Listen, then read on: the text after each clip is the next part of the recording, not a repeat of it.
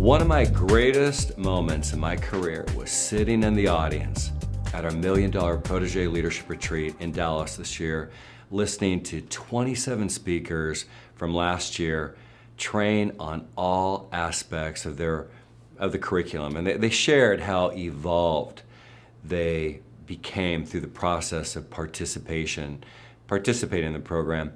And I noticed an interesting theme from our protege members at the retreat, and it was common. It was so common among all the speakers. First, they talked about how they led by mission instead of vision. And through focusing on their mission, everything they wanted came to be. Second, they learned all aspects of leverage, and through that process, their team grew and their income grew, and it grew in half the time. They kept talking about having more time for life. And third, they focused on their choices, everything that was in their realm of control.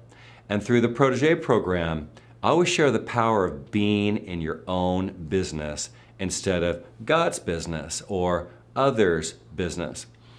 And I learned this from a book titled Loving What Is by well-known author Brian Cady.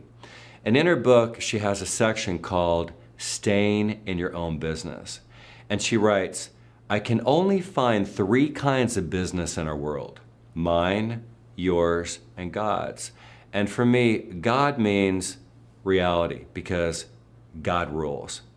Anything out of my control, your control, and everybody else's control, I call that God's business.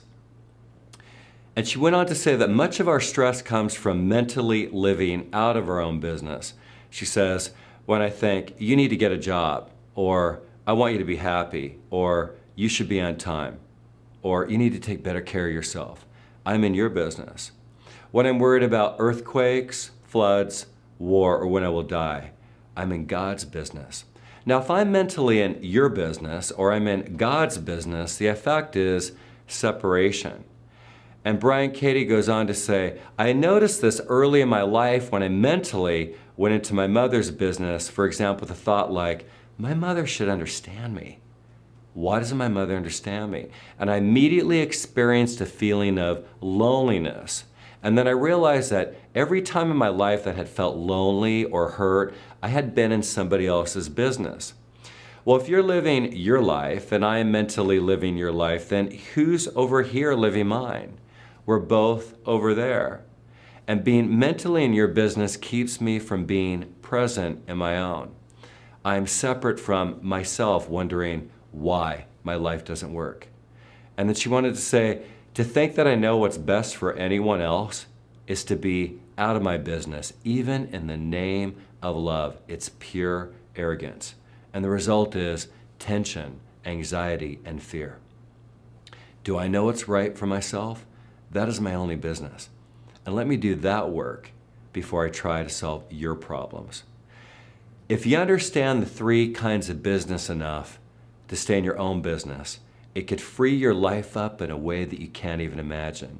So the next time you're feeling stress or discomfort, ask yourself whose business you're in mentally. You might even burst out laughing, because that question can bring you back to yourself. And you may come to see that you've never really been present, that you've been mentally living in other people's business most of your life. And just to notice that you're in someone else's business can bring you back to your wonderful self. And if you practice it for a while, you may even come to see that you don't have any business either, and that your life runs perfectly well all on its own.